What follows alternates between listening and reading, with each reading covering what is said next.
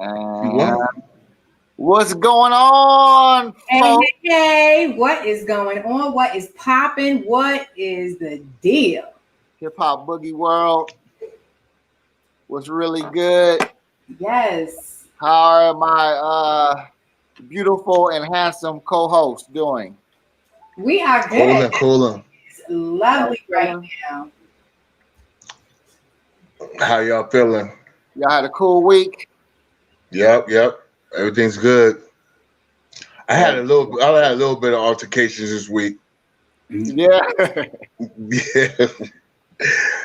Wife was sick all week, so yeah. Those are real altercations. Those are life trials. We let over altercations. Woo! That's an altercation right now, especially with Zachary hit himself in the eye. My son. Oh yeah. Oh no! Had me at the hospital. Huh? And then you guys had an earthquake out there. Yeah, we had an earthquake. Oh man, it's just been mayhem. The weather don't know what they want to do. Mm-mm. We got fires going on out here. Wow. Shout out to my main man, fear of a black movie critic, Vayshawn Quinonez. That's right. Young What dude. up? What up? What's young up, dude? people? What up, young dude? Everybody just out there. Everybody logging in, huh? Good. That's logging in. You know, I gotta bring me an extra phone with YouTube on it so I can see, because I don't see nothing going on over here. Y'all get to see the extras. You guys if I was at home. Yeah. Health game. I just been eating just straight right, doing my detox. But for some reason yesterday, my pimp body got bloated. So the only thing I could think of that I had was corn tortillas and some crumbled veggie meat. So what do you think it was? You said crumbled veggie meat? And corn tortillas. And yesterday I got bloated. I had like a little pot belly for no reason. Oh. So what do you think it was? It was straight bloating. That is a lot of things, my friend. Could have been that. What kind of veggie was it? Was it soy? Nope, no soy. Gluten-free, soy-free. Wow. Plant-based. It was plant-based crumble. Could have been that. Could have been that corn. I never had that brand. Yeah, and I put it in olive oil. Could it have been the olive oil? No. Olive oil is good for you. What you do different? That's the only thing. It was just like last night. I was just like, wow. I felt bloat. I mean, it's gone today, but just like last night, it was just like a quick bloat. DJ, like it was a baller's belly. You know the baller's belly, where a nigga balling. He said baller's belly. The baller's belly last night. Oh man, but you feeling better now, though. I feel great. That's what's up. I was feeling good then. I wasn't feeling sexy. Hey. I wasn't feeling, man, my sexy was off. Oh my goodness, we need some music. We need a DJ, fellas. We need some good music right now. We got Papa Chicken in the house. I might start setting up my stuff. If I was at home, I got everything at the house. I got all the equipment there. Shit. You said I dished out them impurities. Word up. Let me see. Let's see what we got. Maybe I can put something. I can get something on, and it won't like disrupt what we got going on too much. Give us a nice little flow. You know what I'm talking about? In my world, man, I've been doing mad editing. So for our audience, wrong banner. That was a Miss Pimp. Miss Pimp. I need some water, fellas. A major. Yeah, I got mine. Go get your water. You ain't got to tell me twice. All our hip hop boogie lords out there in the chat room. I'll be tapping in and out. I got 3 things going right now, and they all require U.S. currency. And they all benefit most of us. One of them. Ooh. And 2 will benefit me. As you should. Work, but I know V-Love and Afro will hold it down like downtown Freddie Brown. Seattle Supersonics. What y'all know about that? Whoo. Damn. He was original 3-point cat when 3 points wasn't even popular. Yep. Downtown. I want to say what's up to my man. Speaking of Plush. downtown, V-Love, when was the last time you danced to Downtown by Def Jeff on the movie soundtrack? Man, that was, man, come on. You ever bust to it? Dang, when we was with Jeff, we ain't never busted to that song. yes, we did. I think Downtown? he did that song. Yeah, For real? yeah. For a second, it was short. It was short lived. Yeah. I think we just went solo on that one. Something. Yeah. I don't know. Maybe we didn't. I know Legend would. Like Ledge, I know he used to throw in sometimes. He'd be like, "Oh, let's do this one." So you know. I don't know about this one right here, V-Love. I don't know who Sean Joyner is. I know Sean Nice, but I don't know Sean Joyner. He always trying to enter my life, and I told him I don't do Sean Joyner. I do Sean Nice. You know what I'm saying? That's what I'm playing with. Sean Joyner is the Fairfax football team. Sean Joyner. He's too nice, man. I like Sean Nice. Sean Nice is a player. You didn't know Sean used to play for Fairfax too? Yeah, but Sean Joyner plays by the rules. I like the rule breaker. The conscious band maker. Oh, that's a rhyme. The rule breaker and the conscious band maker. That's the oxymoron. Don't even go together. A rule breaker and a conscious band maker. Yeah, Sean got the Sean be at the house. Sean be at the house cooking it up. That boy, he can make anything, Brody.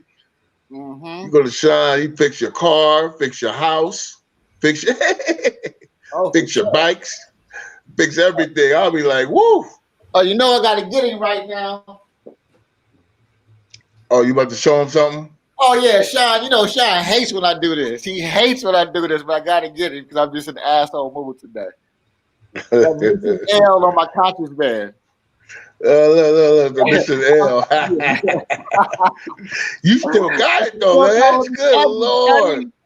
My name is Legend, not Edgin, Cuddy. I would like to wear. I know he's laughing.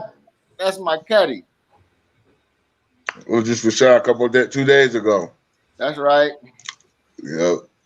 There y'all go. If y'all want to donate to the Cash App so we keep these shows fly. Keep it fly. We got about $60 in the pot. What is the Cash App? You got it up there? Oh, there it is. Yeah. Y'all send all y'all big ballers out there. You know what I'm saying? Stop playing. Where's your guest at, bro? Where's my Cash App? Where's your guest at? Oh. This is all on you, Fro.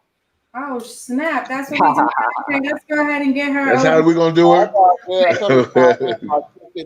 I sent her the link. Oh, Ledge, don't do that to me. I was like, oh, well, wait a minute. Hold on. We're going to have to get it real quick. That's cool. And what's her product? Backstage Cosmetics. Ooh, she got her own cosmetics. That's right. That's fire. Yep. You text her? A woman's delight. Did you text her, Fro Deezy? Yeah. Fro Busy. You text shouted her? Yes. Hold on, I'm giving her the. So, peoples, how y'all doing out there? Our young recruits, here she is. Our young OGs, Nora, Yahara, and Cora got a new video out. Hey. So we gotta support that. I didn't get the full thing. Yes. I think I've seen it. I seen it yesterday. Yeah, I just glanced at it. So, ladies and gentlemen, we have the goddess of the game. Hey. She came in shining. Not because she just danced for Slick Rick. No. It's her inner glow that made her bling. She is known. No, let's go back. She branched off from the boogie game, Hey. launched her own cosmetic line, known for being the master of the short haircut style. Yes. And labeled by her peers as the highest in the hip hop game. Ladies and gentlemen, throw your cutty fingers up for Fly KIAM. Hey.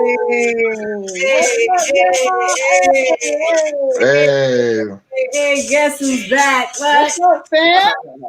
What is going on? Let me turn my camera side, Wizzy. What's up? I really tried too with the music and everything. I tried. Nah, I see that. You got it. You know what, bro? Matter of fact, we're gonna powwow on that because we got flagged for that Eric B and Rakim. I mean, they didn't take it down or nothing. They just we won't be able to get no monetization. What? Whenever that kicks in, yeah, Eric B and Rakim get all that, all of it, not even a piece of it. They want all of it. Like wow. Yeah, so hi, KIAM. I'm Legendary. It's a pleasure to meet you. Yes, Legendary. What's up? How's everybody doing? What's up, KIAM? Lovely. Hey, always. And Afro. What's up? I'm happy to be here with y'all. What's up? Yes, KIAM. What up? So happy to have you to bless us with your flyness. I love the show. I love the concept. Everything. It's going well.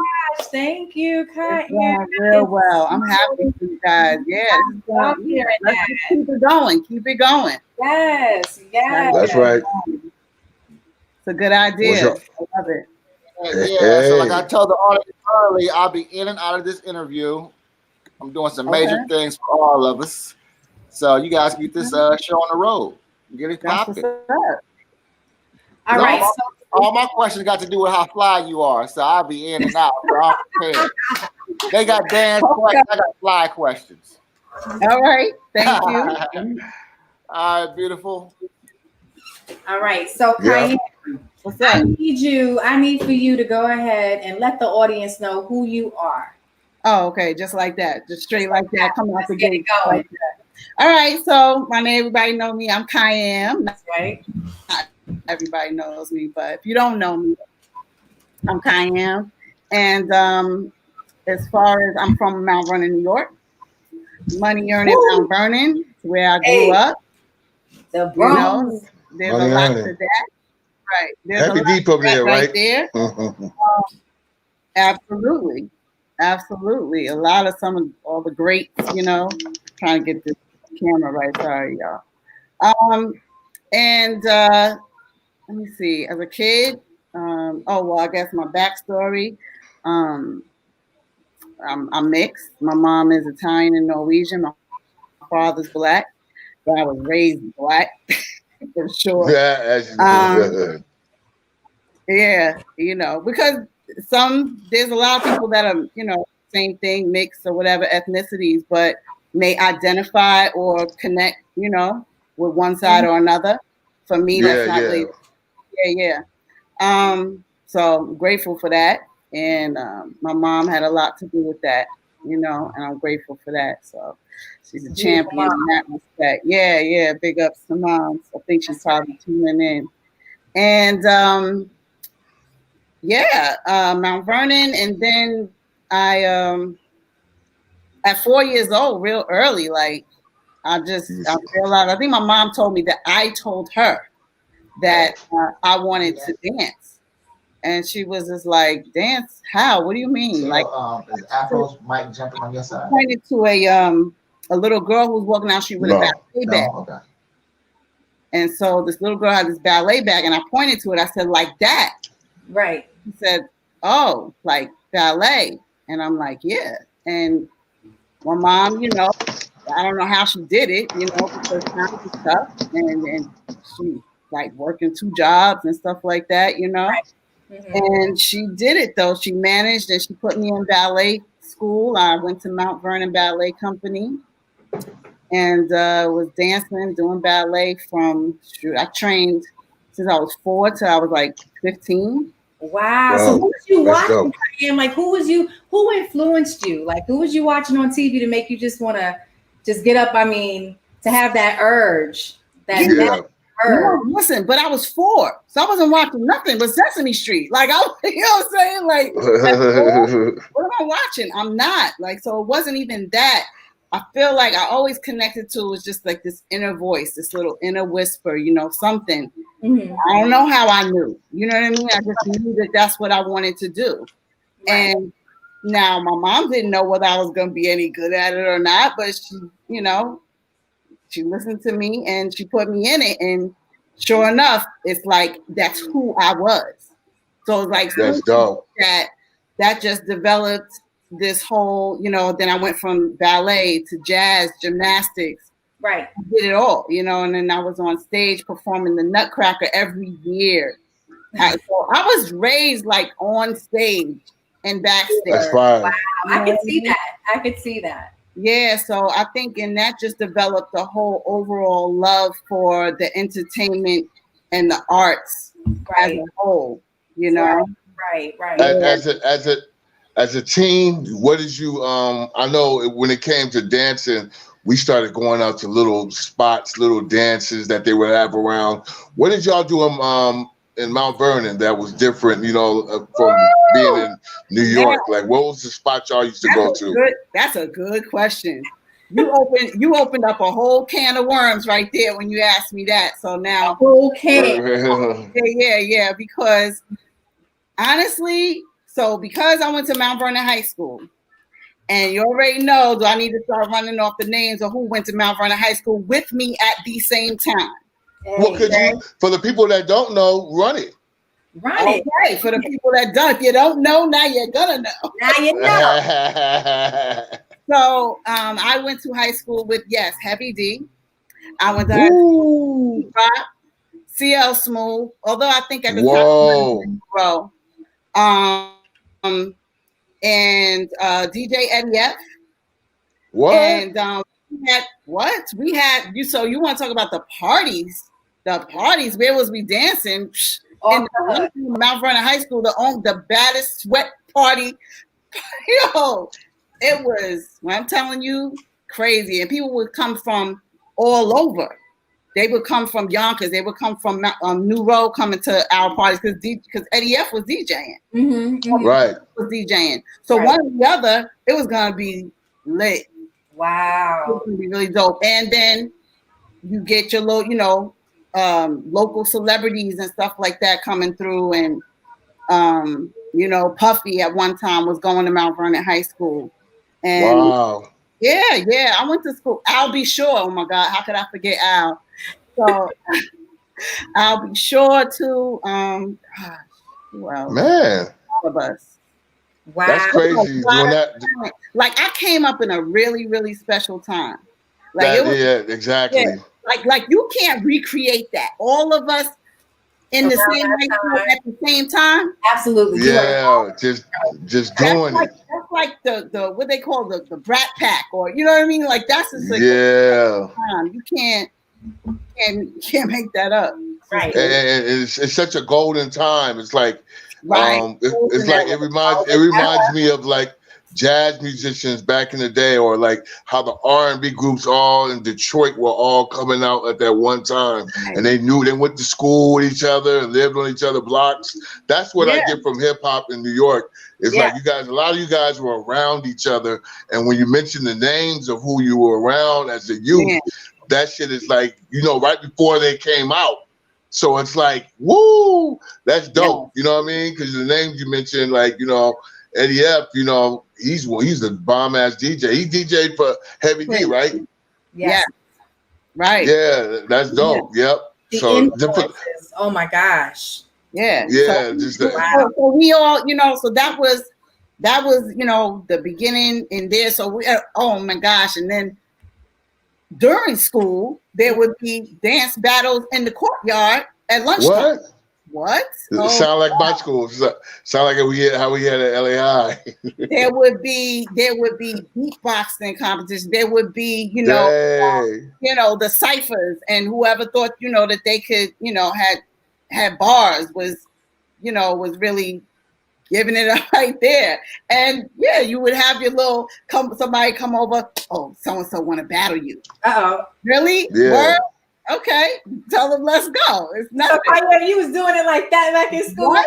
Oh my goodness! Battling somebody in my school. Somebody posted something. They had a picture of me in the middle of a dance battle. Because of course we didn't have, the technology. Of course, that we had. Yeah. You couldn't capture. I bet you it was a black and white. Now, oh come on now, y'all. Are you trying to take me off? I think we had some color. We had like the little 110 cameras, Mine was black and white because it would be like the school year people with the school year books. Remember they used to take those? Yeah. That's true. I wonder how it is now. Man, my kids, they don't even get yearbooks no more. I mean, what's the point? They take their own pictures. Like you still have that squad, but they have. But it's not the same. Right. So Kai. Yeah. I need for you to take us to that audition, that first audition, like the very first audition that made you move and made you want to do more, where you got that itch. So, okay, let me see. All right, so we're going to go back then to, I would say, I was still in high school.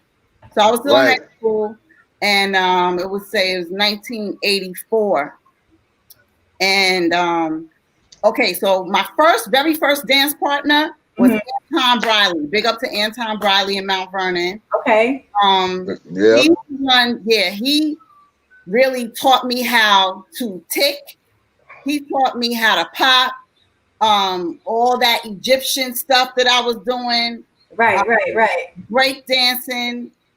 I mean, I wasn't afraid. That was the one thing. So Anton Briley, he told me about. He put me. You know what happened first? I think he connected me with Africa Bambaataa. Okay. Oh, that's dope. Yeah, he connected. He brought me. I'll never forget this. And thank God, my mother was so trusting, and she let me go to all these random places, getting on the train and stuff. At such a young, because I know I wouldn't have been let my daughter do all of that, but she knew that I was with good people. And that wasn't gonna let nothing happen to me. And I went down there to Bam's crib, and I remember walking in there, little skinny, little scrawny, little 14-year-old, and Bam was big dude, but his whole tiny studio apartment, I was like, has no furniture. It was records, crates and crates of records from the floor to the ceiling. So I'm like, where do you sit? He's like, find a short stack, and that's your seat. Wow. So brought me to Bam's house. Bam, and then he told Bam, that's my little, my little protege right here. She could get busy, because at the time, Africa Bambaataa was starting Electric Nation. A lot of people don't know this. He had Zulu Nation, yes. And then he was starting, because this is when Electric Boogie and all that was really starting to take off. And he said, I'm gonna have my own crew called Electric Nation. Wow. So I was the first female put in Electric Nation. Got me the t-shirt. So in that black and white photo that's me and Anton Briley, the one that I posted coming into this, that was a newspaper clip. That was a newspaper clipping from Mount Vernon Daily Argus. And the back of that sweatshirt, so the front had, remember we used to iron on, go to the Chinese iron on joints? With the English letters. The English letters, the Chinese letters and all of that. All of that. Yeah.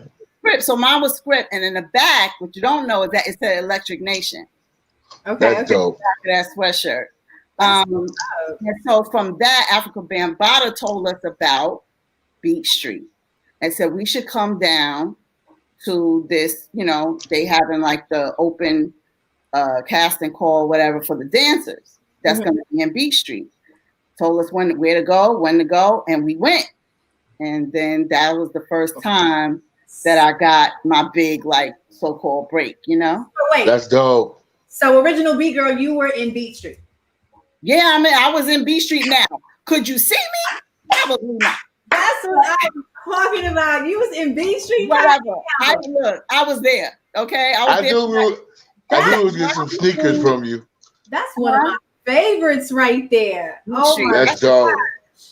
Yeah. I started watching all of those females in there and was like, I want to do that, I want to do that, and I want to do that, I want to do that. That look good, that look good. But when you want to talk about when did I get the bug, like that was it. I knew when I walked on that video set, I mean on that movie set, I was like, that's what you wanted to do. This is what I'm doing for the rest of my life. Like, that's right. This is where I want to live, right here. This is my world, you know. KIAM. That is wow. That's what's up. Yeah, man. And then so that then went into, I can't remember from there though who I feel like we met somebody on the set of Beat Street that then either, you know, I connected with that called me up and said to come down to the Crush Groove. So then the next thing was, shit. Yo, Crush Groove, yeah. So that's where you were Crush Groove too? So shout out to Lance Romance. Hey, right. Hey, you know, last week. Yeah, Lance threw me the alley-oop last week, right? Yeah. And told y'all how we met, which was on the line of Crush Groove. Yeah, trying to get in, in the Crush Groove. So did that, and that's why I made some great connections on there. Fat Boys became real close with Tuffy's from Mount Vernon too. But yeah. And that was, Sheila E. and all of that. That was big. Curtis Blow. Yeah.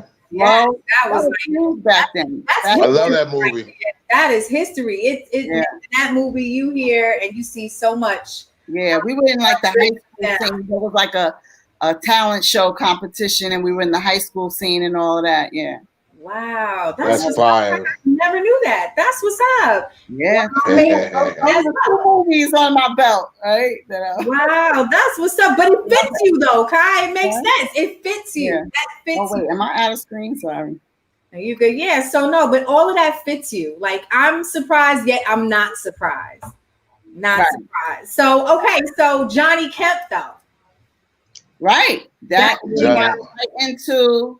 You on the timeline. Look at you. You got it. Right. Let's go. You on the timeline. Still in high school. Mm-hmm. So all this stuff, like, it's crazy. I'm still in high school doing all this stuff. Like, I'm doing professional paid little, little gigs and stuff. So it was kind of a big deal, especially in my small hometown, Mount Vernon, right.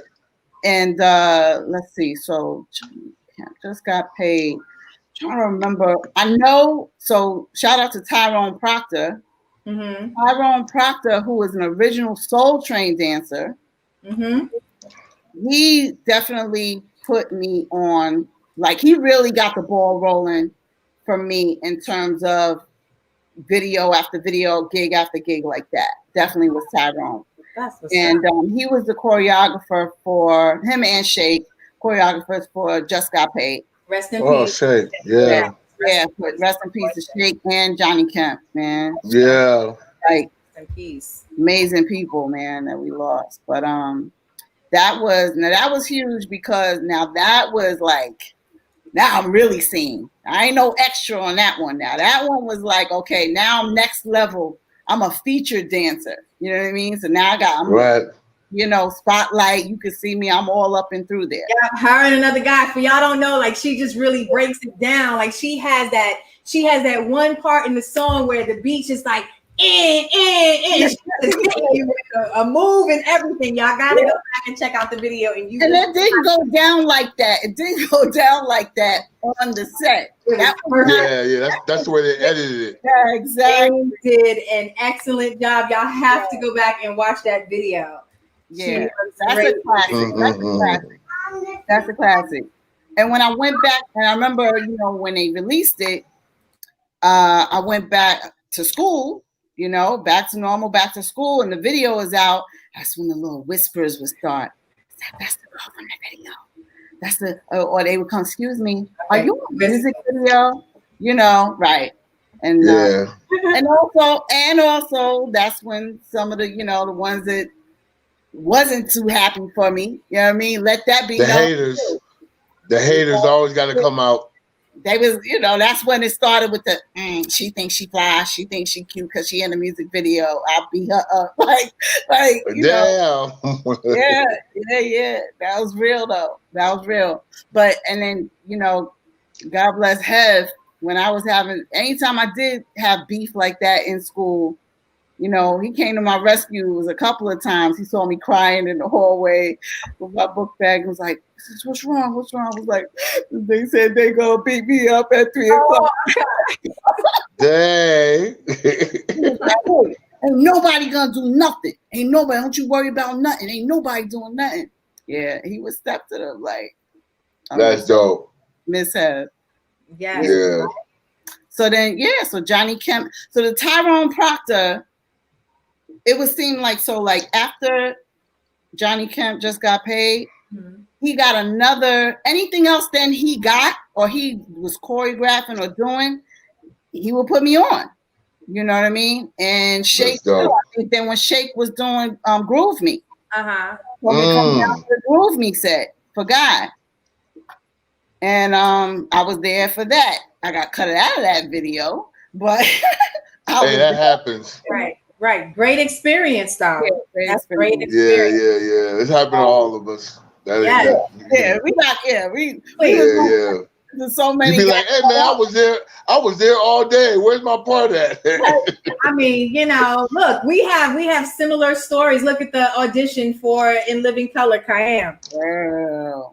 Okay, like I cut school for that all day. Didn't happen. KIAM has her own story for it.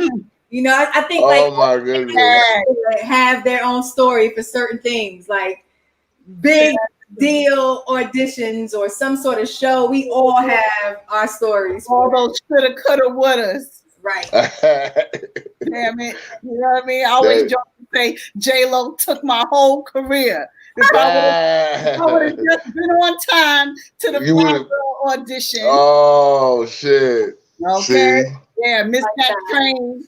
And then you get there, I'm like begging the dude, let me in. No, they expected me. He's like, I'm sorry, miss, you too late. They closed the audition. I'm like, no, you don't understand. Like, you're expecting me. He's like, yeah, you and like 100 other girls. Yeah. He not knowing how deep you were in the game, though. He's like, right, yeah. Some of them cats up there, they be sitting there like, they think they know what they, it's like security guards don't know crap. You know what I'm saying? They start to know after a while, you know what I'm saying? But yeah, that's dope. So, it was that. There's all those little hit and misses, little situations. But I'm not mad at, those are things that they stand out, yes, but they play a part in where my journey went. Right. That's dope. Yeah. So at the same time, while I may have missed, some other opportunities. The big opportunities came too. Oh man. And things happen for a reason. Yeah. And then like always when it was like out of nowhere, when I'm not even trying, sometimes a lot of stuff, the big stuff happens for me really with me not even really like trying so hard, Yeah. Yeah, so let me see. So we're gonna ask about the big one, like right. Yeah, you take us there. Let, you know what I'm saying? Let's go down your timeline. I'm trying to see if anything. So Johnny Kemp, high school, boom. That was my last year of high school. So then I graduated. So graduate high school, and here's the thing too. A lot of my friends and stuff like that were going off to college.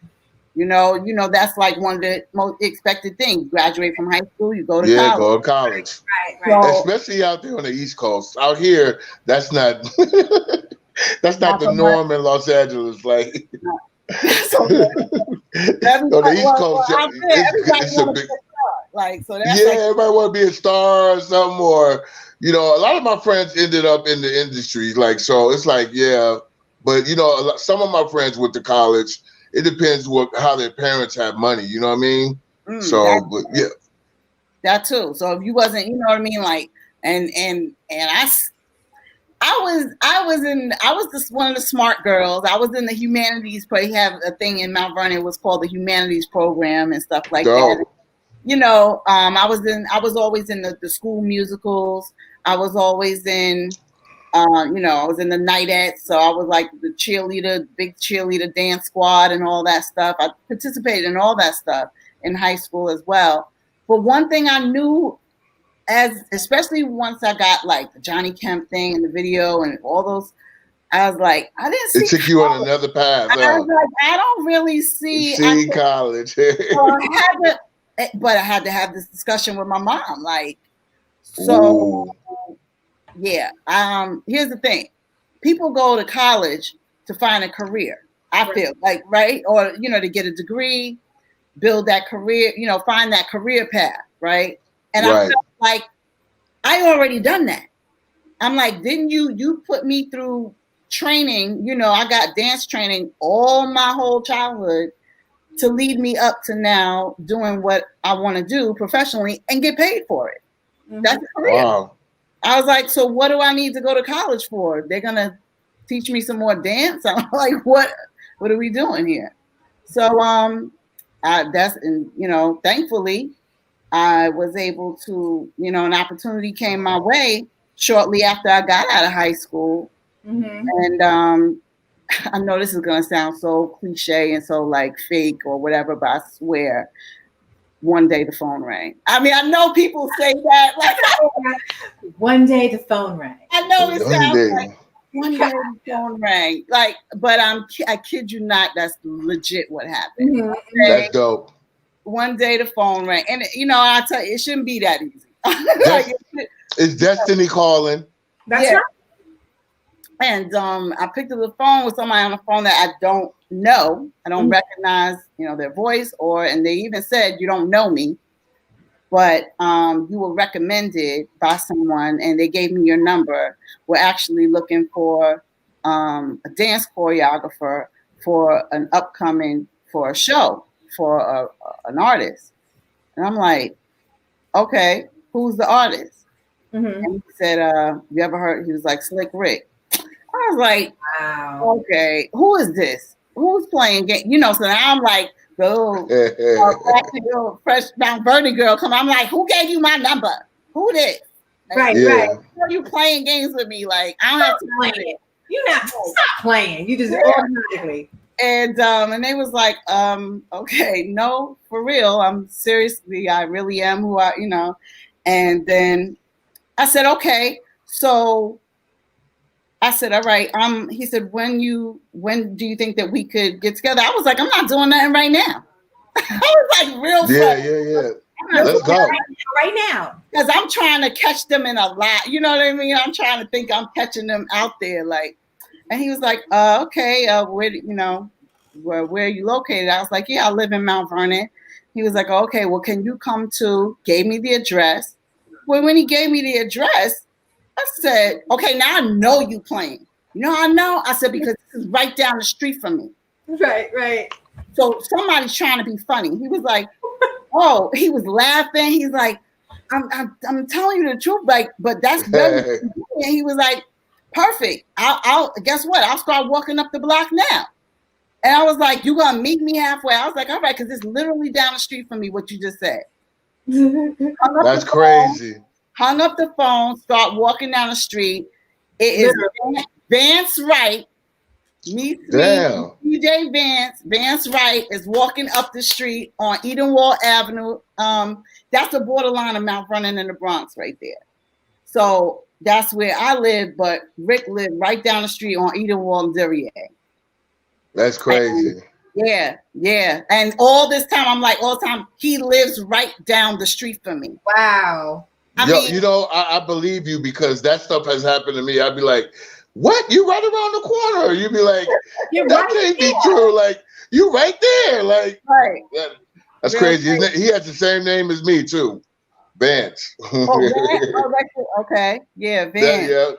Yes, they call me V-Love, Vance. Got you. That's what the V is for. Yeah. We, went to his little basement apartment and opened the door, and there's Rick.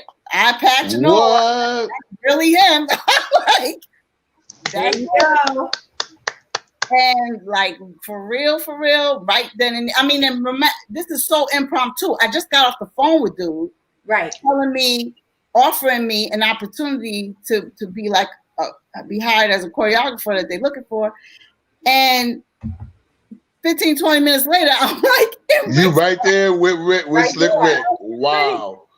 And so for real, Rick, like, he said, so I heard you the one. I heard you got the moves or whatever. He said something like that.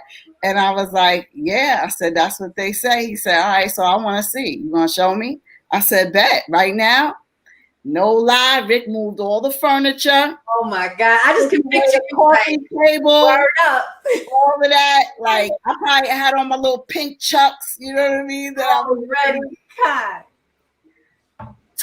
I told him what to put on. I was like, yeah, put on Mona Lisa. Oh my goodness. As soon as that's dope. Said, enough. I was like, ow. Already. Killing me. Picture you too. I'm sliding across his floor, all kind of stuff. He was like, and then he just cut the tape off. He was like, okay, I got you. You go. Let's go. Okay. Like, I was like, yeah. He was like, okay, I see what it is. And right then and there, like, we sat down at his dining room table and we negotiated a whole contract. First of all, he told me what he needed me for. And then I got really then I was like, oh, this is about to be. It's big. Yeah. I was like, oh. Oh, shit. So when he told me, he was like, I'm going on my first world tour. What? You going on a world tour? You just now started. Like, okay. He was like, yeah, it's the Nitro, LL Cool J Nitro tour. I'm like, oh my God. I'm holding it together. But that is so big. Oh, I put on my poker face because for real, like, I knew when defining moments happens in my life, and that everything that I had done, all the training and all that was leading up to this point. Yeah, that's big. Right now, I can't screw this up. Right. That is so dope. Remember, I chose not to go to college. I forfeited, you know what I mean? Right. And gave up a lot. Yeah. So when I tell y'all, I did not shortchange myself at that table. When I talk numbers, okay, I thought about all the 15, whatever. All those, training that my mother put me through, how much that cost, everything. And I put a dollar amount on my worth.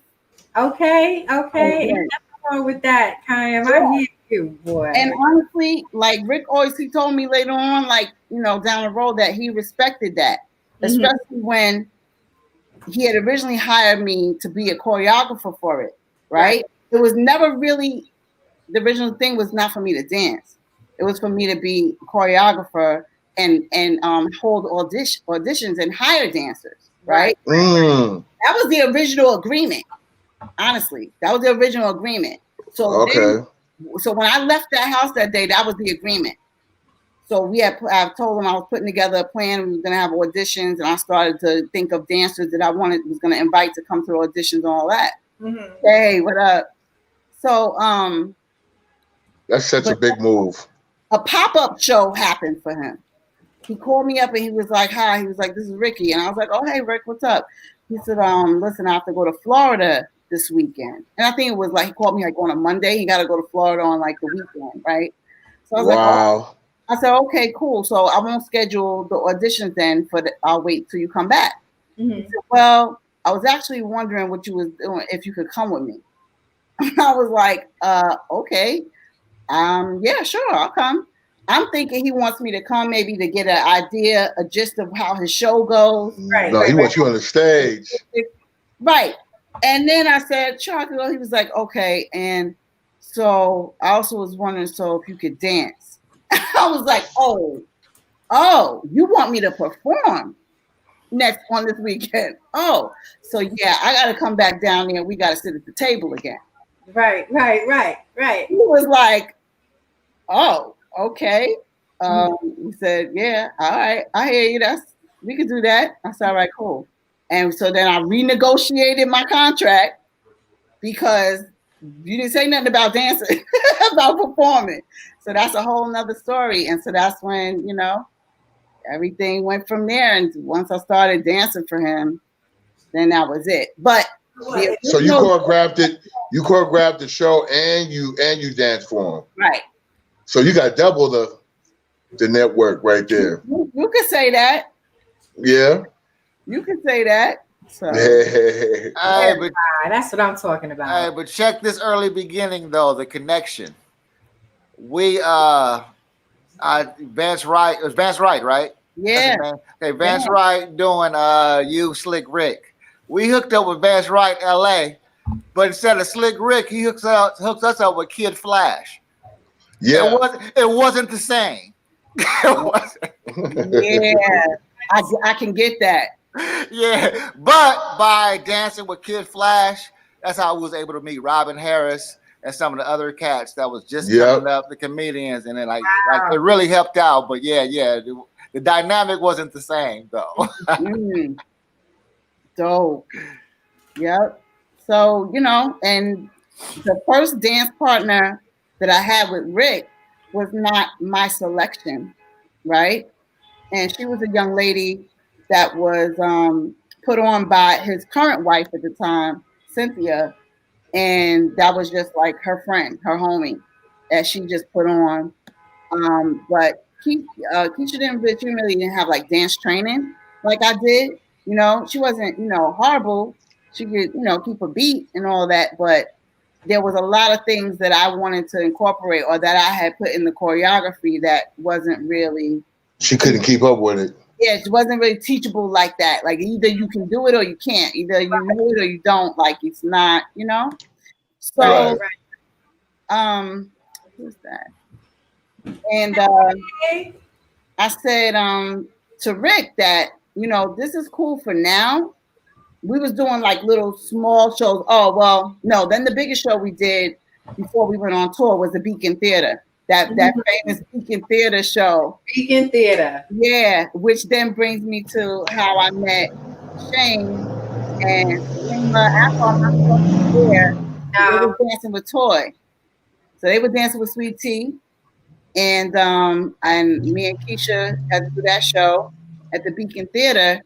And man, I mean, the show went well or whatever for all intents and purposes, but for me, I was a little embarrassed, kind of, because I just was like, damn, I could have did so much better, I felt like I kind of had to like slow things down, dumb things down, so that. Oh, for old girl. Yeah, right. But in the bathroom, the girls' bathroom, I think I met, or either backstage or in the girls' bathroom, met Shane, Slim, and they was just like, y'all did good. I was like, oh, thank you.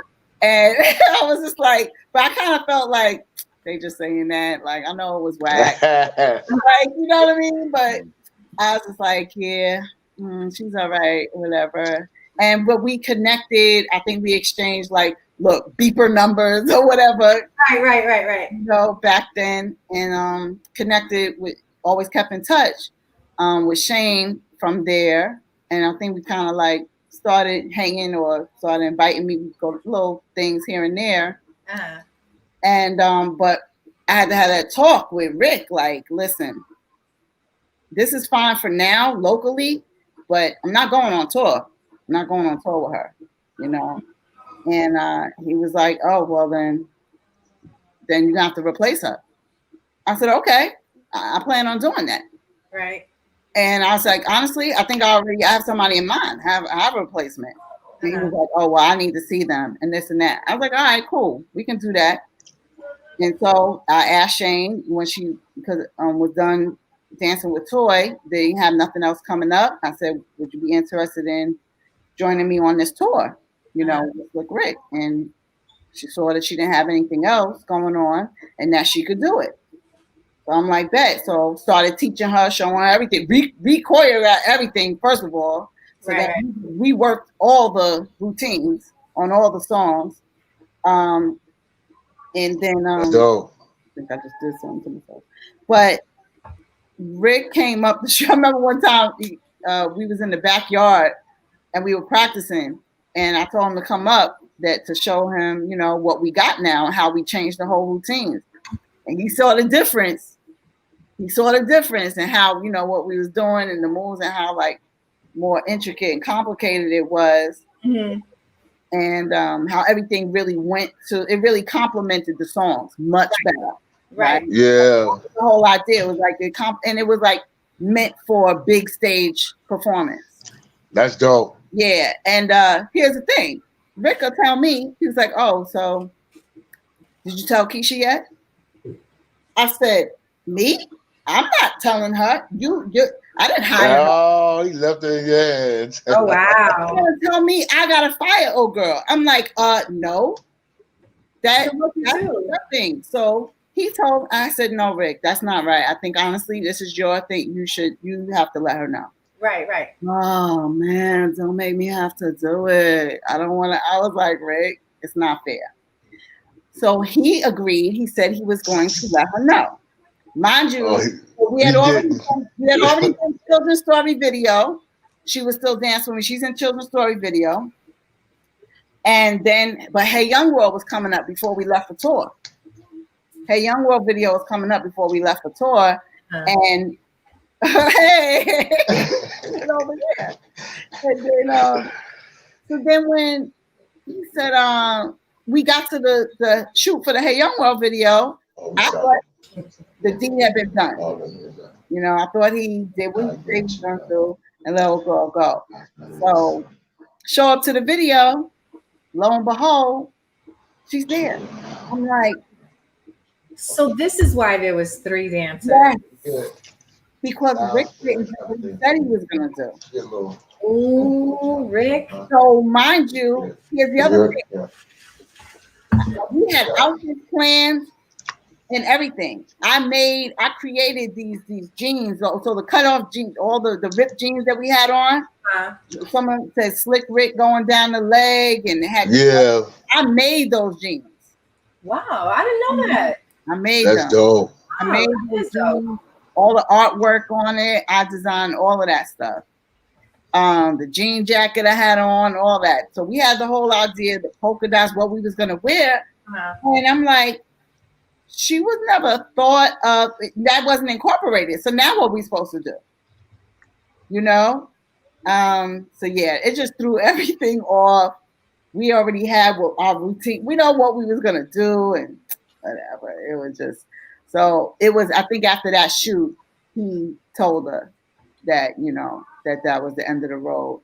And then we went on the Nitro tour. Well, it came together because that video looked really good. No. Yeah, it did. I couldn't tell. There was so much going on the set. Wow. Hip hop dance stories, y'all. Hip hop dance stories. Yep. Behind the scenes, right. Thank you, KIAM. Wow. Those stories are dope. You really, yeah. That's dope. That's a part of history. Like the things that you're mentioning and things like, I remember seeing those videos and then being like, and they would show that video like every 4 minutes. Everybody, I'm exaggerating, but it was like every time I would look at BET or MTV or anything, that video came on. It was just like, so you guys were like worldwide, like already, like everybody's seeing those videos. Like I never forget that. Like, you know, that was a big part of his. That's because if it was doing well on the charts, you know what I mean? It was getting a lot of radio play. Right. Yeah. Like you were with like one of the main, like if that was now, it would have been like, you know, it would have been like the main rapper of now. Like, you know what I'm saying? So it was like, 'cause that's what Slick Rick was. Like, he was like one of the biggest ones out there. So it's like, that's such, you know, I love Slick Rick too. That's like one of my favorite MCs. So that was like, I know for you, that was just like, woo! Like, you know, he's such a classy dude. You know what I mean? Yeah, still killing it. And, you know, good people and good family. We had that tour, then that Nitro tour was epic Fire. Too.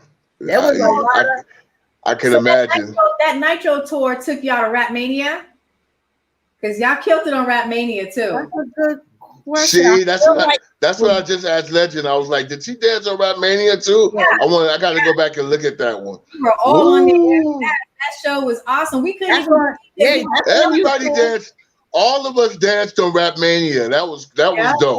That was epic, right? That was epic. That was the biggest thing. That had to.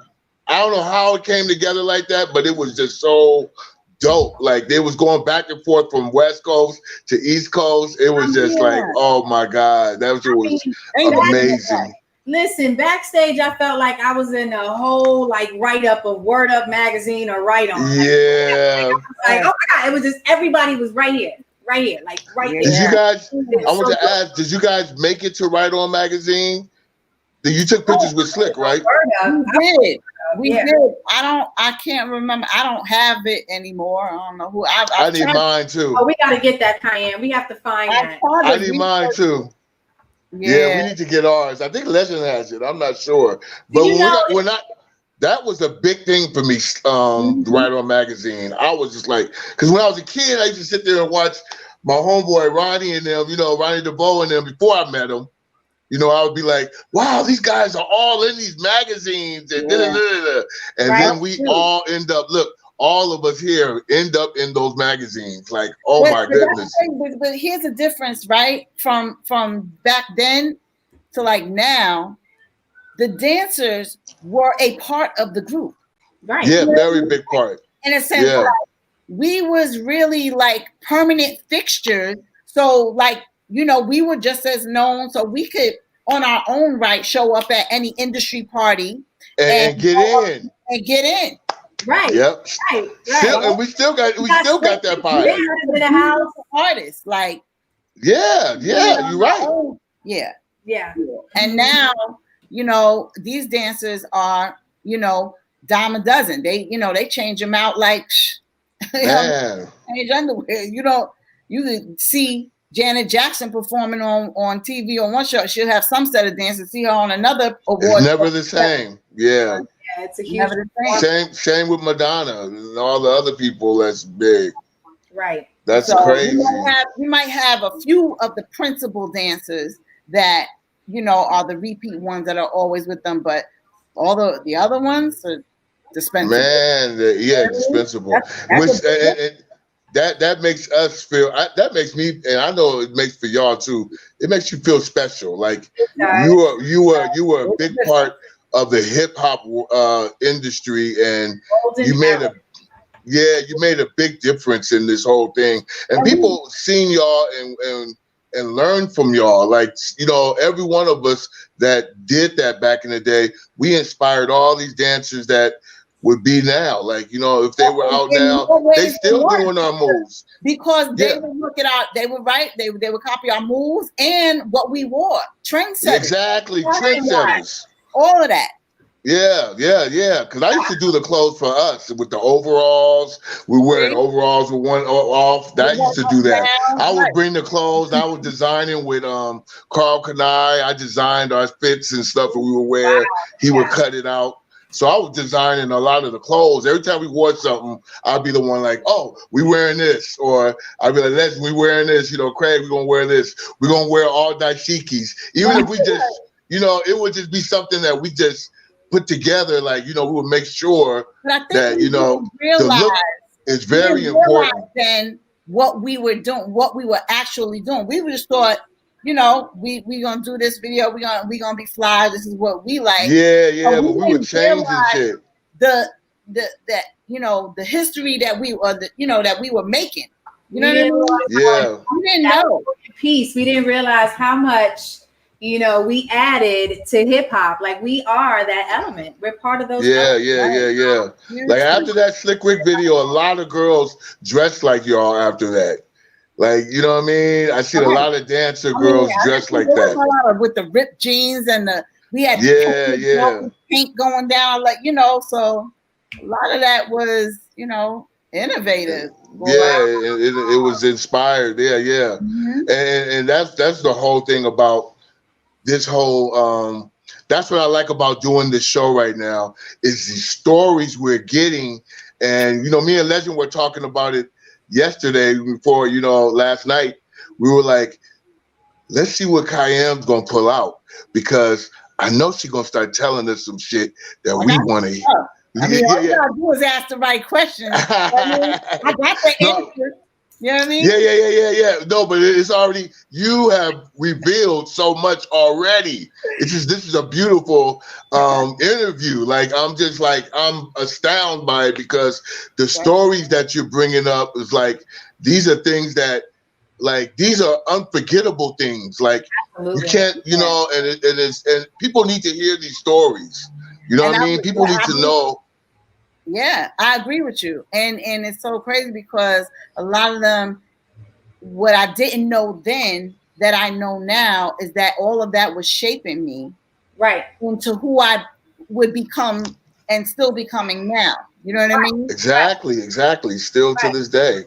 Right. So then that makes me want to ask you, you have a makeup line, KIAM. Like, what took you there? Like, you cut hair, but you have a makeup line. Like, where did that shift happen? Because but what blew me away by itself. Go ahead. What came first, the haircuts or the makeup line? Okay, so here's another little piece right before, just to segue, just to give you a piece. Getting into that, what's important is I was one of the first ones out of our whole dance clique to have a kid. Okay. To have a what? To have a child. Okay. Oh. You know what I mean? Right. So 1991. So this is right after. I mean, honestly, after the Nitro tour, things kind of slowed down for me, and then I was in an entanglement. Here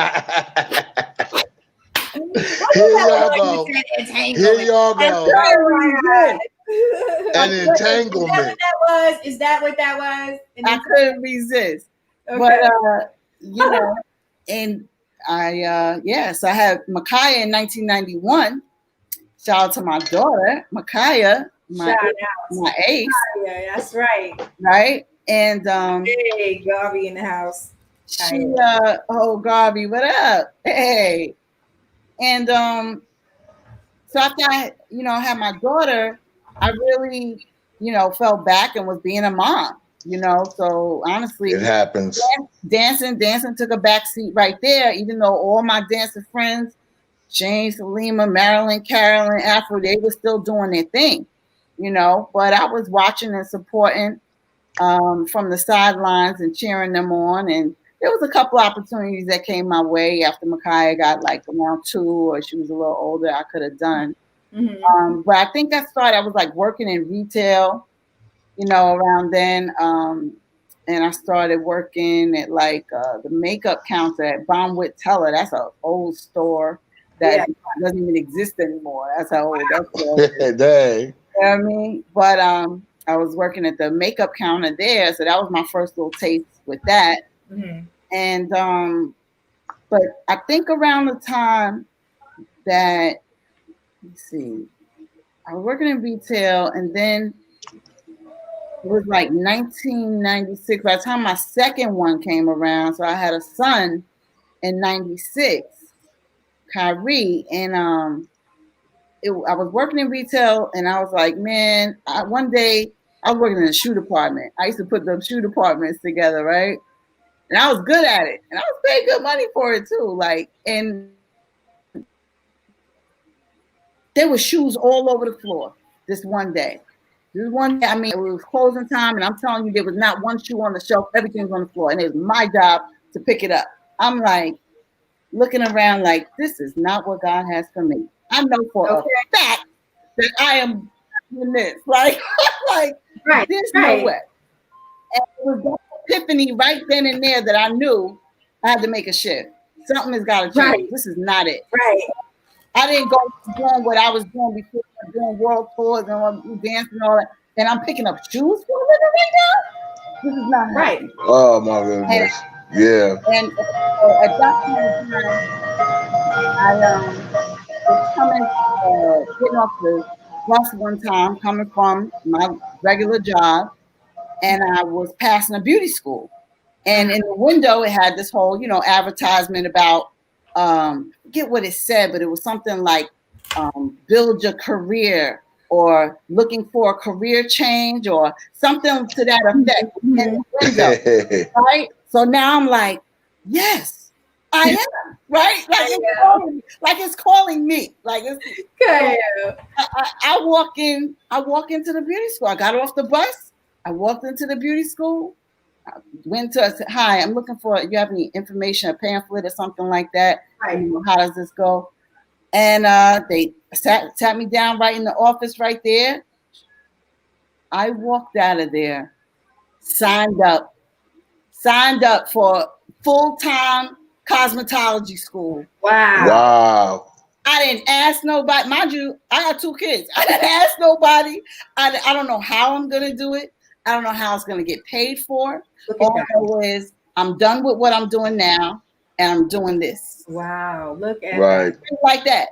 Like, wow. Literally, I was living with my mom at the time. Came home and told her, I was like, so I did something today. She was like, oh yeah, what you do now, KIAM? I'm like, I signed up for cosmetology school. She was like, what would make you do that?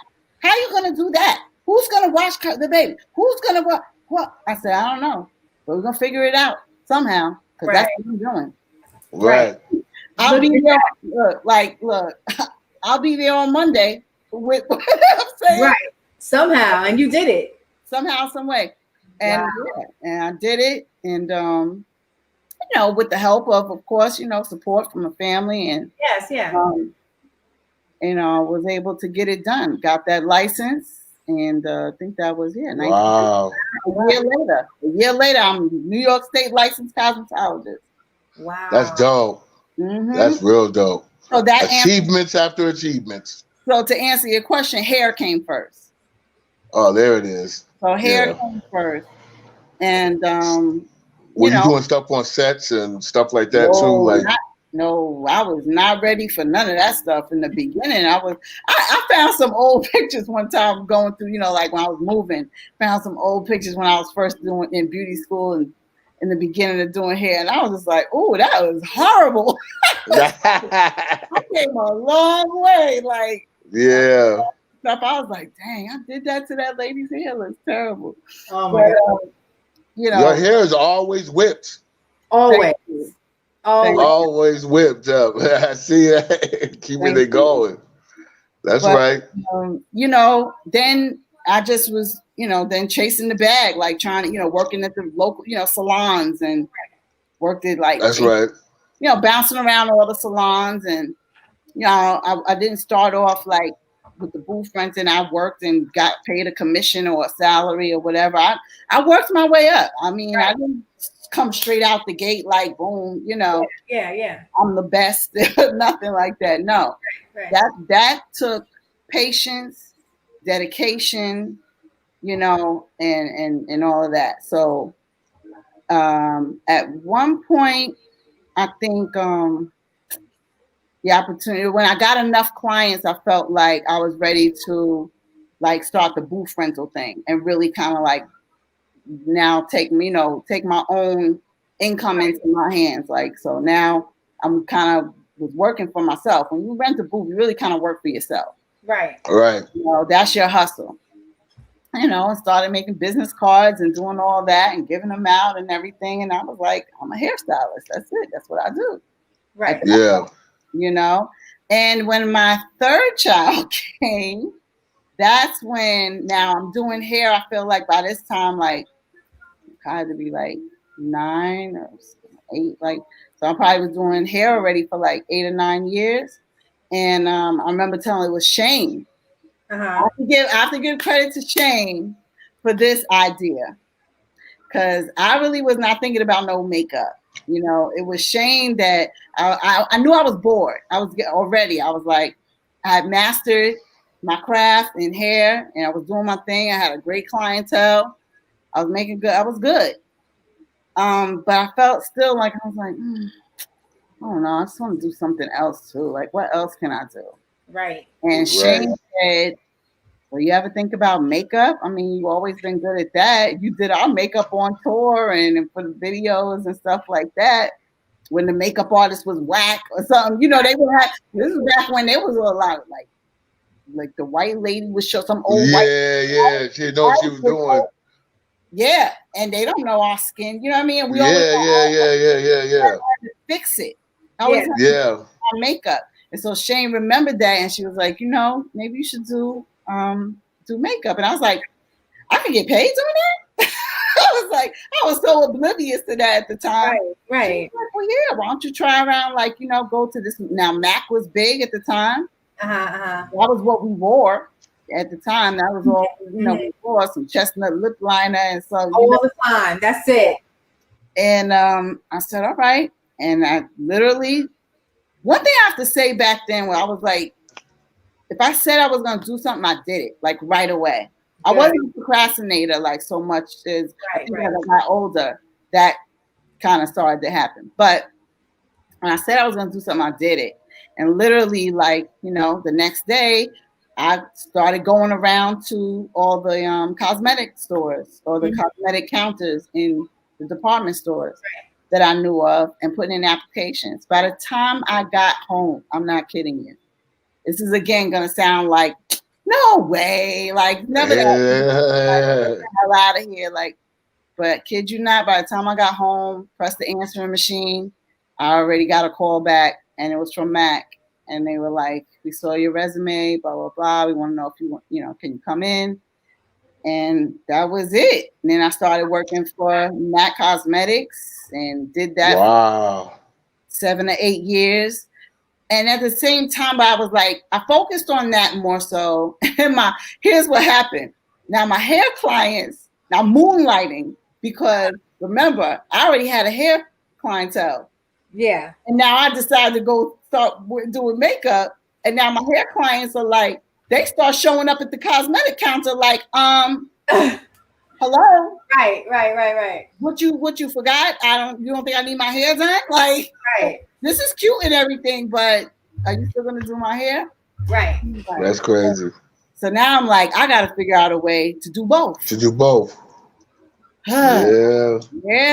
So then I figured that out, you know, and now I'm juggling the two. And then fast forward to me figuring out how to do both and still maintain. Yeah. Right. And no, I'm getting ahead of myself because something happened with MAC, and I left MAC and I went to what they call the enemy. I went to Lancome down in South. Yeah, Lancome. Said the enemy. Well, I love Lancome and MAC, by the way. Yeah, then we all. I mean, you know, but they were their nemesis. You know what I'm saying? They were their own main competition in terms of you know, numbers and stuff like that. Right. But, yeah, but they was coming by the MAC counter and trying to recruit me. That's what they was trying to recruit me. And Debo KIAM. And dine me. I'm not lying. Took me out to dinner this day, trying to get me. And so now I'm like, okay, well, anytime somebody's trying to recruit me, the ball's in my part. So that means I'm gonna name a number. Here we go. We back at the table. I'm back at the table. Now I'm learning from you though. Look. Keep it at the table. Yeah, I'm back at the table. I'm like, okay, now you want me? Okay, cool. Here's what I need. You know, because now here we go. Yeah. Right. So now you're telling me you want me to come, you know, work all the way. I'm working closer to home right now. So now you're telling me this job is in Manhattan. Right. Okay. Saks Fifth Avenue in Manhattan. I gotta take that. You talking about the Metro North train? Like, look, she's thinking about all the other things. Like, okay. Yeah, that's a lot of things. Yeah, listen. So I'm like, all right. And you guys can't just own a car out there, huh? It's like, you know, I had a car, but don't you have to stop at a certain point and then park and then take the train? Yeah. You're not driving that into the city. I tried it once when I was out there. Oh my God, I was stuck in traffic for hours. Right. It took me like 3 hours to get from Manhattan to Brooklyn. Oh my goodness. You'll never get the word. So, you know, they came up with the right offer one time. A couple of times I turned them down. I was like, no, because it was like I felt like it was a lateral move and wasn't really something that was going to take me to. I was like, I might as well stay where I am if y'all not, you know, willing to do this. And so a couple of times I turned them down, and one time again the phone rang, and you know it was the lady. She was like, "Hi, I don't know if you remember, we met last year, and you know we didn't have an offer that you were willing to, you know, that worked out for you, but now I think we have one that might, you know, you might really be interested in." So I listened to her again. Look, took me out for a nice steak dinner again to tell me about it. Look, wow, look at that. That's right. So, you know, and at this time now they really did have an offer for me. I was like, oh, that's awesome. That's fly. I'm about to leave, you know. Right. But here's the thing, it broke my heart. Like I was like a Mac girl, you know what I mean? I considered myself, I'm a staple there at my counter. You know, I was like the product specialist at this time. Wow. And I was like, you know, and I was like, dang, but that money was, they tripled my salary at Mac. What? Yeah. And then on top of that, I didn't have to do, see at Mac, you got to do like a lot of the stock work and all like, you know, work. They took you, it was like, nope, you're not anymore. They told me, I didn't have to ring my sales. I didn't have to do no stock work. I just had to be pretty and sell the makeup and show, you know, the rest of the team how to do what I do. I was like, that's it. Okay. That's it? Okay. There we go. Yeah.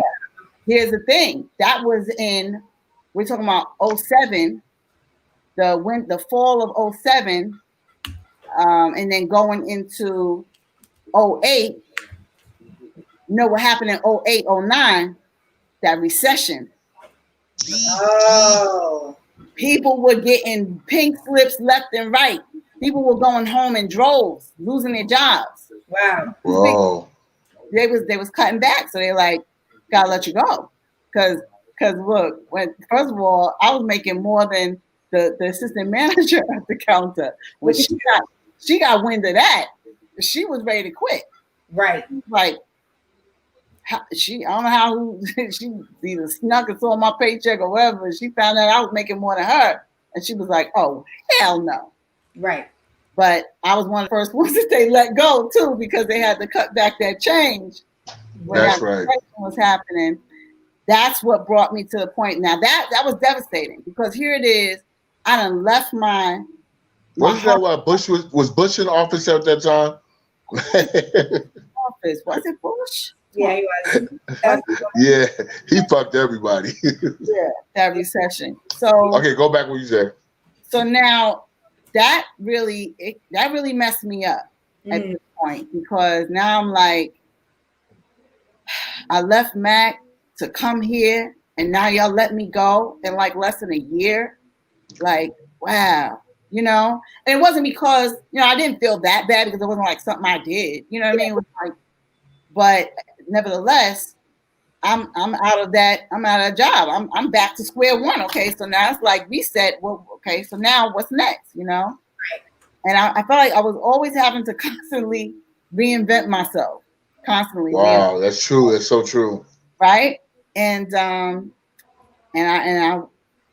when I was working for both of the companies, I always had this book that had like ideas that I would come up with for, like, you know, products or names that if I was to like have my own brand, you know, what I would call it. It's just like a dream book, a little idea, you know, stuff that I would write down, a little jot down. It becomes reality. And I went home and I opened up that book. Oh, the secret. There you go. Like, you know what? I'm a free agent right now. I can do anything. You know? Yeah. And that's when Backstage Cosmetics was born, in my heart, in my mind, right then and there. After I got let go from Lancome, I took everything that I learned from Mac and all the skincare stuff that I learned from Lancome, because they're really more of a skincare company. I learned a lot of skincare there. Mm-hmm. Not the artistry. The artistry I learned from Mac. Right. And, but I took the two together and created Backstage Cosmetics. That's dope. And my mom, I remember when I told my mom what I was going to do, she was just like, what? What do you mean? Again, here she goes. Like, I have these crazy ideas. She's like, just like when I thought of, I'm going to go to beauty school. She was like, what are you doing? Like, how are you going to do that? She never could see. I was like, I don't know, but it's good. I'm going to do it. And Backstage Cosmetics. Helped me create the LLC. Did that. That's dope. Done. Some KIAM. See what I'm saying? Like, that's inspirational. That is very inspirational. I mean, I don't know how I got it done, but it got done. And so that's where that happened. Support Black business. Right. Yes. Has no get it? Like, where do you have your product now, KIAM? Yes. Let them know. Right here in my hand. You don't think that I came? You don't think I was prepared and ready? Right. That's one of my favorites. I love that color right there. You don't think I was ready? Hey. We got to do some giveaways. Right? Yes. I got all of this is live product that's right here. So I got like 2 lip glosses, a lipstick. So yeah. I just took them out the boxes just to show y'all. But that is dope. And then the hair salon. So then I had to figure out a way to marry the two. Right. So because I'm like, all right, I'm still a hairstylist, like #1 trade. And then, makeup became a love of mine. Makeup became my side chick. But I had to figure out a way to bring the two of them together. Mm-hmm. And then the opportunity presented itself to me with the salon it was an empty space right around the corner from where I lived in Mount Vernon. Right. And it just was calling me. I saw this empty space and I went and looked in the window one day and I noticed that there was sink hookups already sticking out of the wall. Wow. Wait, are those sink hookups? And then I asked the guy that had the laundromat next door. I was cool with him, and I said, that space next door, what did that used to be? I said, because I feel like I see sink up. He was like, he's Indian dude. I'll never forget. He's like, do you want it? And I was like, what do you mean, do I want it? I was like, I don't know. I'm just asking about the space. Like, I don't know. I was like, I don't know if I can afford like a space like that. And he was like, I'm asking you a question. Do you want the space or not? I was like, is it yours? Can you give it to me? He was like, no, but I know the person who can. I was like, okay. He's like, I'm going to call him today. He's going to call you. And I'm kid you not, that's exactly what happened.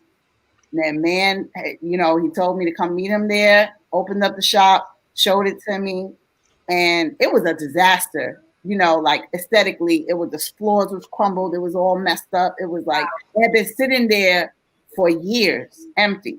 Oh. And he basically was like, if you want it, I told him what I planned on doing with it.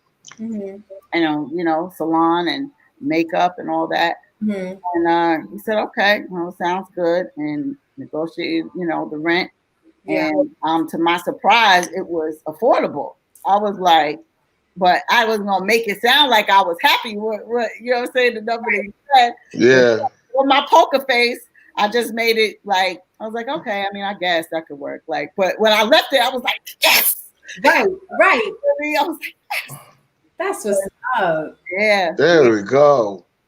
So that spot. Where's that spot at? In same place?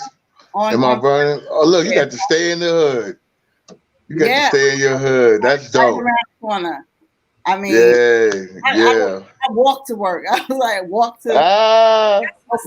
like, yeah, right around the corner. So that's my baby. She's still there, holding on. And you still have clientele out there that love them some KIAM. I moved to Atlanta 5 years ago, and somebody said they're still trying to find the right red lip. Okay, I got you. Okay. Red lip. And I debated whether I was gonna wear this red lip or not today, but it looks beautiful. I miss wearing red lip because we have to wear these masks all the time. So I'm like, I don't get to. You know what I mean? So I'm like, I'm home. I'm like, I can wear the red lip today. Today. Yeah, your makeup is immaculate. It looks beautiful. It looks very good. Yeah, it looks very good. Yeah, you know what you're doing. Thank you. Yeah. So, but I have to say though, to bring you into what I do now, I have to backtrack a little bit. So when I was working at Mac, that's when I did my very first entertainment gig. Okay. Which was the Shaggy video. It was yeah. Shaggy with Barrington Lee. What's his name? Barrington Levy. Yeah. That's my boy. How the song go? It's about in a girlfriend. That's what I did is called Broadway. It was called Broadway. Oh, Broadway. Yeah, that's the song. Yeah. So I did that was my first music video that I did as a makeup artist. That's dope. Okay. So you came back full circle. Back full circle to the set life. And it was like that's amazing. I'm back. Man. That's what I wanted to ask. Like, did it things? Wow. Yes. Yeah, that's dope. Like, so now here it is. I was able to marry the hair and makeup together, right? And now I'm like, I think in my heart wanted to figure out a way, how do I bring back the entertainment piece that I want back into my life? You know what I mean? Yeah. Mm-hmm. I missed that too. Like that's like still was the essence of who I really was inside. Right. And so that's what made me name my cosmetic brand Backstage. Because it's a nod to how I feel like I grew up. I grew up backstage. Yeah. Right. That's why I incorporated, the name Backstage into my line. But so now when I got to do that, I'm like, okay, this is it. This is it now. I mean, now what else do I need? Like I'm doing what you want to do. I love to do. Right. It is full circle. It was easy for me, right? Yeah. So it wasn't difficult. And I was comfortable in that environment. Right. Man. I'm super comfortable in that environment because I was raised in that environment of, cameras and lighting and stage and the link. Like I'm already, like that's already me. I'm already. It's a blessing. Right. Yeah. So and I wasn't like geeking out or around celebrities. Remember, I already was around tons of celebrities. Right. So it's familiar. It was nothing to me. Yeah. And so I think because of that familiarity, a lot of like artists and stuff like that, like to have me because I didn't, make such a big deal. Right. I treated everybody like regular people. You know what I mean? Right. That is so dope. Yeah. KIAM, we are just all aesthetic. Like this was like the bomb interview. You know what I'm saying? This is one of our. Thank you, for bringing her. Like that was, her story. Yo, I went on a voyage with your story. So I'm just letting you know. Yo, I was very impressed by your story. It's just the way that it just came. It keeps going up and down, back into the circle, to the circle of what you love to do. Like, it should inspire a lot of people and let people know, just as dancers, what we can do with such creative people. You know what I mean? And it's like we learn how to put things together. Like this is just like, so that this is beautiful. I want because I don't want to sugarcoat everything, make everything seem so glitzy and glam, like everything was just peaches and cream. And I don't want to give off the impression to your viewers that, I just had it made like that and everything just went. It took us. It was up and down struggles. Yeah. Now there's a lot of pieces that we, not going to dive into that, but I will say that in between all of those high points in my life and all of the, accolades and whatever, everything, the accomplishments and stuff like that, in between all those things, life is happening. Like life stuff You know what I mean? Kids and all of that. Schooling and I'm understanding. I'm like tragedies. Like I experienced death, loss, hurt,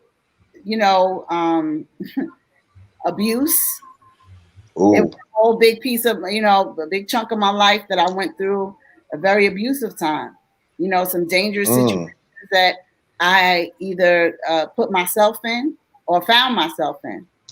And so in between all of these, with all that, I don't want to paint this picture of, everything just so peachy. No. There, also, I get it. Throughout my journey, in between all of these wonderful things happening, there was some other things. Some things happen. Yeah, exactly. There was always I understand that part. Of things trying to get in your way. Right. To stop you from that. Yeah. Right. And so I have to say, I would be remiss if I didn't say that my faith took a big, front, like it took front and center in my life that was able to keep me going and past all those circumstances that would, try to get in the way of my success. In between that thank God that I, was raised in the way that, I was grounded in my faith and I was able to, I think I would be remiss if I went through this whole interview and didn't mention how blessed I am by God. Absolutely. And the favor, and the favor that is on my life and my family's life. I would be remiss if Is there anything that you would have done differently, KIAM? If you could talk to your younger self, what would you tell your younger self?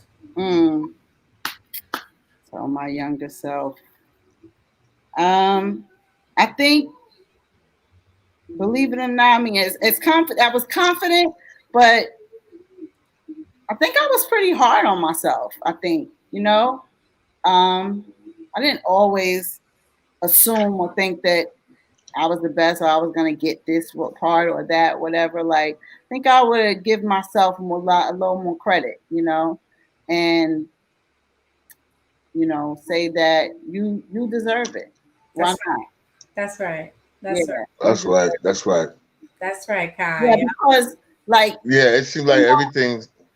Yeah, even though I did have, I wasn't shy. I'm not saying no. Of course, I didn't get through that being shy. I had this, independence about me, but I think there was a lot of, doubt, things that try to come into your head. Right. And I could have a lot of things I should have and could have, done better. But I should have been on time. So I would have been a fly girl. Right. Timing, importance of things like that. What else? Yeah, I think I, sometimes let my guard down and trusted people that I probably should not have trusted so much. Right. Listen to that inner voice. You know what I mean? Listen to that. That's I think I'm learning that right now more so too. We all go through our things, but it's good to see the blessings, open up for us as we keep moving forward. We keep growing, we keep getting bigger and better at what we do. And things happen, like you said, there's losses and what helps me to keep things, going and in perspective too, is to always adapt this. I said, never have this I have arrived mentality. You know what I mean? Yeah. Keep going. If you feel like, I've accomplished that, I know this, I know that, and you have this I have arrived mentality, then you have nowhere else to go. Yeah, so always be looking for that next. Gotta keep, that next level. You still, I haven't arrived yet. So no matter what I have accomplished and all those things, and that's well and good, and that's wonderful, and I'm grateful, and it's part of the journey, right? But the journey is still going on. Thank God, I'm still here. Yes. Yep. Yes. Hey, I've had some brushes, some close calls where I could have been out of here. Listen, KIAM, You have let us know that when you put your mind into something and you say that you're going to do it, it happens. Yes, So it happens to do it. Yeah. for people who have that battle with doubt, I mean, they have to hear Mm. stories like this, you know, hear testimonies, hear awesome stories like this, where you know that if you put your mind to it, it's not the end of the world if something doesn't, Yeah. if you don't get a It certain doesn't go your way at that moment. Yeah. you don't get that role, or you know you're not doing this, you can still do what you need to do and be very successful. And look, the very one thing that you do really love, you end up coming right back full circle Right. and being a part of what it is that you love to do. You're still a part of that. You're still a part of it. So look at that. It's like your purpose is everything, and you are awesome, KIAM. Purpose. When that, yes, Very that's awesome. big, Afro. When that word came up, you know, we started to learn about, you know, purpose, right? And you know, when I met, I mean, Sylvia High, and with the I Am Woman, and you know, aiming high, and all that stuff, and I started to do self-reflective work. Man, that's when things really opened up and changed for me too. You know, as a mother, as a person, where you gotta take a look, take a step back. Of course, you just take a step back and look at yourself, like, you know, what else? What am I? what else is there? You know, it's got to be more to this than just this. Absolutely. And you know, and it's also back to that. You don't know what you don't know, right? Right. You don't know what you don't know. I'm so grateful that I learned that, and that I'm open and willing to still keep growing and learning. Right. That's right. That's Man. right. And then, like, how in doing hair, I didn't realize that the opportunity that I was going to have to not just be doing my craft, right? Okay, you're doing hair, you're making women feel beautiful, look beautiful, right? Right. But I didn't realize the lives that I was going to touch individually by when these women are in my chair. You know what I mean? That 2 hours that we spend together, how the relationships that you forge, the people, the connections. Because a lot of my clients became my friends, very dear friends. Yeah. I mean, loyal and very dear friends. And my clients, oh my gosh, I love my clients so much. They were like, they supporters, what, and catalysts, and they would connect me to the next situation. What? Absolutely. I get it. It was one of my hair clients that connected me. She had a job with, I forget whatever she did, but it was with retail, and she's the one who said, "Hey, I have an opportunity for you. We're doing a big campaign for Nicki Minaj clothing line. It's going to launch in Kmart." Wow. And I had an idea how to incorporate your cosmetic brand with that. What? Wow. I said, so you're saying it's an opportunity for me to get Backstage Cosmetics on? She said, yeah, it's going to be a 50-store nationwide launch. Wow. We want you to put together a holiday set. The holiday set is going to be on display on the floor, not in the cosmetic section with all the rest of the other ones, separate and apart next to Nicki Minaj clothing line in Kmart. Look at that. Look at that. Okay. Congratulations on That's that. big. That's big. That is what's up. up. That was a few years ago. And so, you know, all of these things, so the connecting pieces, you see how they come together, like, yeah. Destiny is something else, isn't it? You know, and so and then even in these uncertain times, right? You know, they call it the uncertain times. These uncertain times we live in, we don't. Everybody say, yeah. So where we're at now, the 2020 mishaps. Yo, what we thought. Good things been happening. Good things been happening for me in 2020. Hey, for one thing, we started this. See, you know what I mean? Talk with different people. We get to, hear different. It was. Like. Yeah, we didn't do this before. We didn't take the time out to reach out to other dancers across the country to actually what's up, to see what they went through, and to just hear their story. You know, like we weren't doing it, and now we've been found an opportunity. You know, within the, you know, it might be looked at as a setback or whatever, but again, you know, so we have to. It caused us, all of this stuff caused everybody to have to take a step back, take a second look, and reinvent ourselves. Reinvent yourself. Figure it, you know what I'm saying?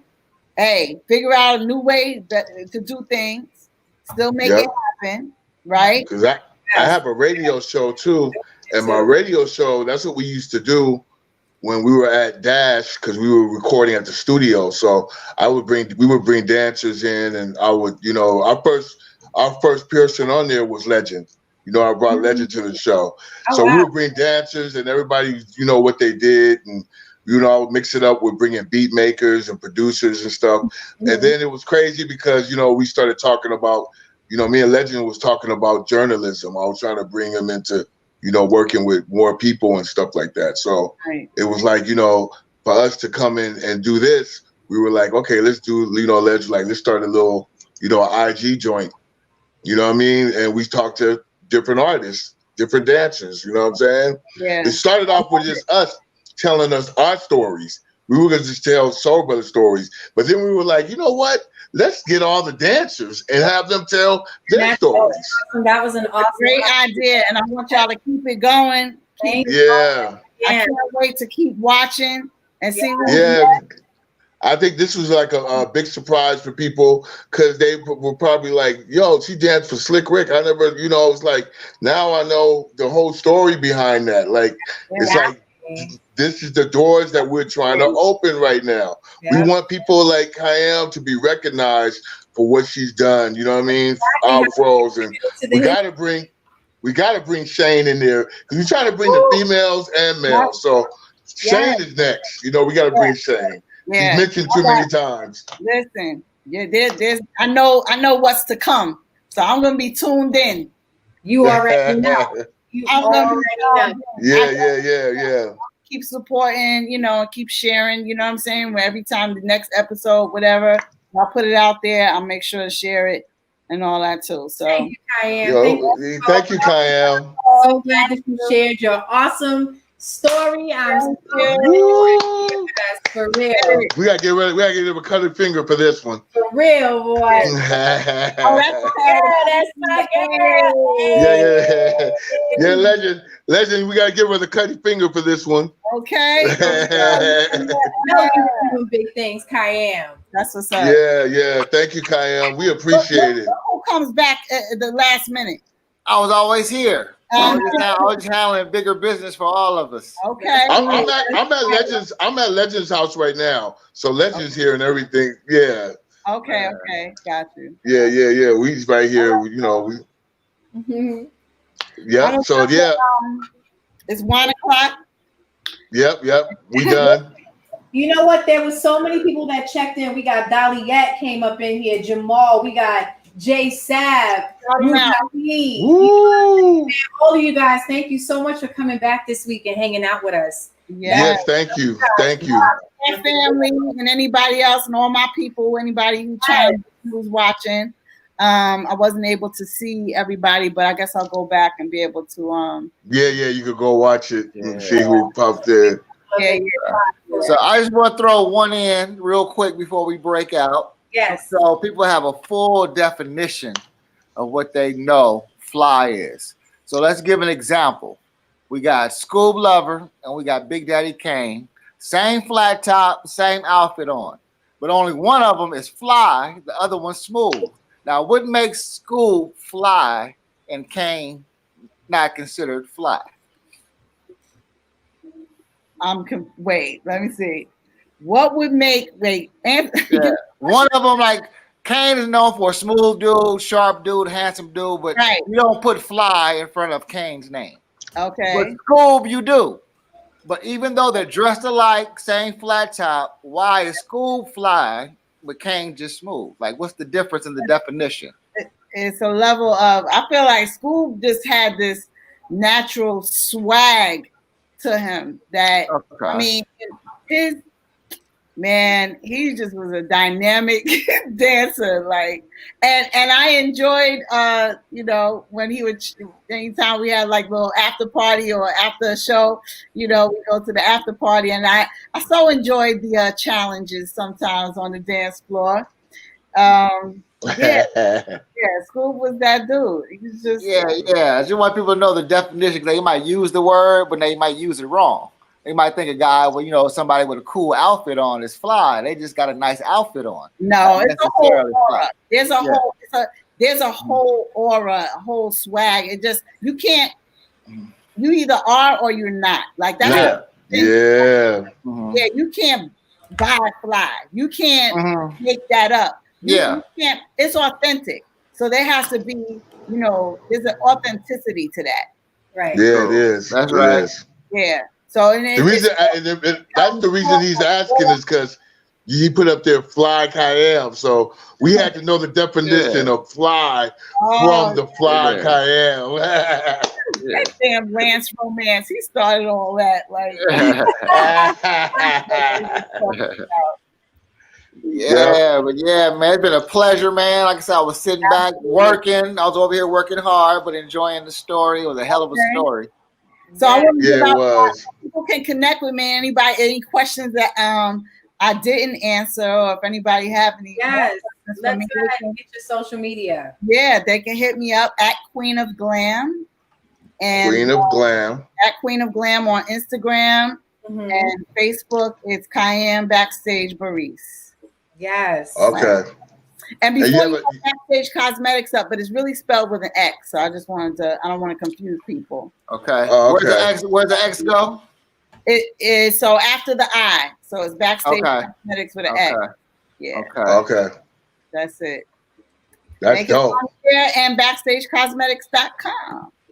There you go. That's all I was gonna ask. Yeah. How can everybody reach you? Yep. You guys go support her. And if you know, if you dudes check it right there? get your wives, get your wives and your girls to go get her makeup and follow her and get her stuff going, because she has the fly stuff going. You know what I'm saying? Let's keep it going. Book me on StyleSeat. So styleseat.com/KIAM Baris. There we go. And is that for Atlanta and Mount Vernon, or are you willing to? That is for both Atlanta and New York. Yeah. Somebody said thank you. Yeah, so you got Sweet Papa Chicken right there, KIAM. He's a true OG. Okay. Yeah.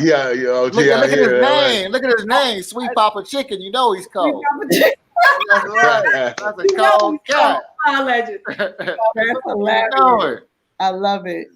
I love it. So I would love to do this with y'all again after y'all get, everybody. Look, for the second season. What y'all? This is the first season. The second season. This is the second season. You got second season. Yep. Okay. All right. Well, we might do one with like 10 people on it at once. We have a little party on here. Yeah, that'd be dope. That would be interesting. Yeah, interesting to do. All right. Cool. Oh, cool, people. It was beautiful. Yes. Always great. Now I'm gonna go do something else I love to do. Cook. Okay. Yes. I mean, mac and cheese. That's what I'm talking about. She said the mac and cheese needs. Yes.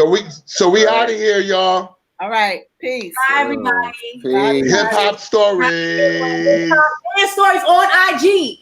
Word up. Follow us on IG. Hip hop dance. Yeah, follow us on. Right. Yeah. We open up our IG, so we'll have a Twitter account soon too. So that's right. That's right. Oh, random. One love, y'all. Yeah. One love. So yeah. So who we got next week? Right now, like we are going to be. Are we doing Donovan? We'll talk about it. We're surprised. We got about 20 people lined up, so we got to figure out. I got some people for season 3. I'm bringing freestyle artists in for season 3. Okay, that's what's up. Yeah, I got like. I forgot. We're going to keep it low key. Who we got coming up next? So That's right. Wait, Legend. Did you? Legend, your voice went out. Okay. I said we had some podcast thieves out there, so we got to keep it low key. Who the next guest is? That's what's up. But you know, we do. Yeah, let's keep it low. But I will talk to you villains this week as always. That's right. Later on today, as we always do. And we'll be seeing everybody else throughout the week, of course. Yep. So shout out Chris and Malachi. Happy birthday to Malachi. Happy born day, young Teddy. Happy birthday. I'll say thank you for him, you know. Yep. Happy birthday. So cool. So next week, chat room, we'll see y'all. Definitely, guys. Let's go. Peace. Have the next one. Peace. Cutty Mac.